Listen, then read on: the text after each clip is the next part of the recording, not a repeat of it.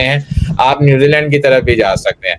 आप क्योंकि degree hold मैं इस टाइम यूके में हूँ सही है। और मेरी मास्टर जो है ना डिग्री कंप्लीट हो गई है। मैंने ग्लोबल एमबीए कंप्लीट किया है यहाँ पर यूके में।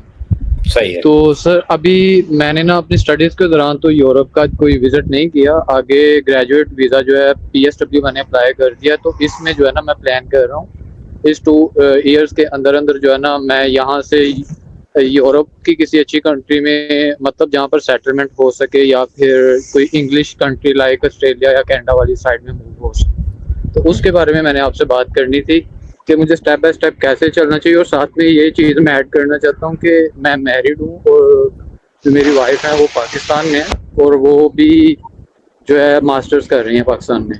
तो सही। उनको भी अगर मैं अपने बिहाफ पे भी लाना चाहूँ तो कौन सी कंट्री मुझे चूज करनी चाहिए? देखिए, अगर आप उनको यहाँ पे अपने यहाँ पे यूके में बुलवाना चाहते हैं या अपने साथ जो है वो किसी और कंट्री में लेके जाना चाहते हैं? सर यूके में तो आपको पता है कि सेटलमेंट नहीं है। मैं साथ में ये भी चाहता हूँ ना कि सेटलमेंट भी हो, तो यूके के अलावा मैं कोई और कंट्री देखना चाह रहा हूँ। देखिए, आपने माशाल्लाह मास्टर्स कर लिया है, आप जो है वो अगर आपके पास इस अपनी फील्ड में एक्सपीरियंस है, आप कनाडा में भी जा सकते हैं, आप जो है वो ऑस्ट्रेलिया में भी जा सकते हैं, आप न्यूजीलैंड की तरफ भी जा सकते हैं। आप क्योंकि डिग्री होल्डर होने के साथ-साथ आपकी जो डिग्री है वो काफ़ी डिमांड में भी है, क्योंकि हर बंदा जो है वो इस वक़्त रिन्यूएबल की तरफ जा रहा है। तो आपको जो है वो अपनी जो जितने भी सोर्सेज़ हैं डिजिटली वो आपको सारे यूज़ करने चाहिए। आपको ऑस्ट्रेलिया में जितनी भी कंपनीज़ हैं, न्यूजीलैंड में जितनी भी कंपनीज़ हैं और कनाडा में जितनी भी कंपनीज़ हैं, उनके साथ राब्ते में रहना चाहिए। लेकिन उसके साथ-साथ आपने सिर्फ ये नहीं है कि राब्ते में भी रहना है, आपके पास यही 2 साल हैं। आपने कोशिश ये करनी है कि सबसे पहले आपने जो है वो अपनी ट्रैवल हिस्ट्री बनानी है, अपना कॉन्फिडेंस बहाल करना है, अपना ट्रस्ट बनाना है एम्बेसीज की नज़र में कि आप ट्रैवल करने के लिए जाते हैं, ट्रैवल करके वापस आ जाते हैं। अपने आप को एक रेगुलर ट्रैवलर आपने इम्पोज करवाना है एम्बेसीज की नज़र में। आपके पास मोरक्को है, तुर्की है, अज़रबैजान है, ये जितनी भी बाल्कन कंट्रीज़ हैं, उसके बाद यूरोप रीजन है। यूरोप के 2-3 वीज़े लगवाएँ, उसके बाद मल्टीपल यूरोप का वीज़ा लगवाएँ, उसके बाद जो है वो आप कनाडा, ऑस्ट्रेलिया की तरफ चले जाएँ, यूएसए का वीज़ा लगवाएँ। इसी 2 साल में जितने भी पैसे कमाने हैं, उनमें से कुछ हिस्सा जो है वो आपने अपने ऊपर भी स्पेंड करना है।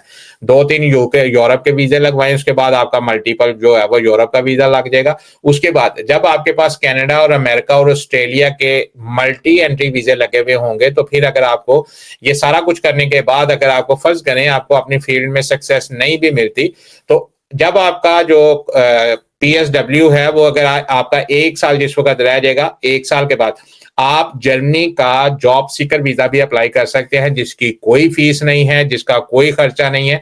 ये एक स्टिकर आपके पासपोर्ट के ऊपर वो लगा के दे देते हैं कि जिस दिन आप जर्मनी में एंटर होंगे, उसके बाद 1 साल आप जर्मनी में जो है वो जाके रह सकते हैं। तो ये बहुत से लोग जो हैं वो कंफर्ट ज़ोन में होने की वजह से ये वीज़ा नहीं लगवाते और बाद में यही लोग जो हैं वो दूसरी यूरोपियन कंट्री में जाके फ़र्ज़ करें स्पेन और पुर्तगाल में जाके ख्वार होते हैं।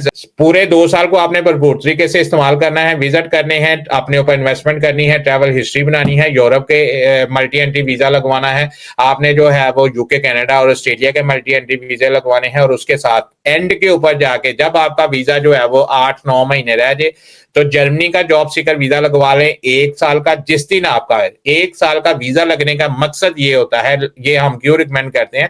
ये हम इसलिए रिकमेंड करते हैं कि जिस वक़्त आप जो है वो जर्मनी में आपने ये 6 महीने पहले वीज़ा लगवा के अपने पास रख लिया, 190 यूरो इसकी सिर्फ फीस है और आपने यूके से कोई खर्चा नहीं करना। आप अपने अकाउंट में जो है वो 10-12 हज़ार पाउंड शो करवा के ये वीज़ा लगवा सकते हैं। 190 लगवा के 1 साल का आपके पास वीज़ा है और 1 साल के वीज़े के ऊपर आप जर्मनी में काम कर सकते हैं जितना आप काम कर सकते हैं। 20 घंटे आपको अलाउ होते हैं। यहाँ पे बहुत से लोग हैं जो 20 घंटे का जो है वो लारा लगा के बहुत सारा काम भी करते हैं। अगर आपको इसी जॉब सीकर वीज़े के दौरान 1 साल का जो जॉब सीकर वीज़ा होता है, अगर आपको अपनी डोमेन में रहते हुए अगर आपको कोई जॉब ऑफर हो जाती है, तो वो जॉब ऑफर अगर आपको 45,000 यूरो से ज़्यादा होती है, तो आप ब्लू कार्ड में जो है वो आप जो है वो फाइल करेंगे।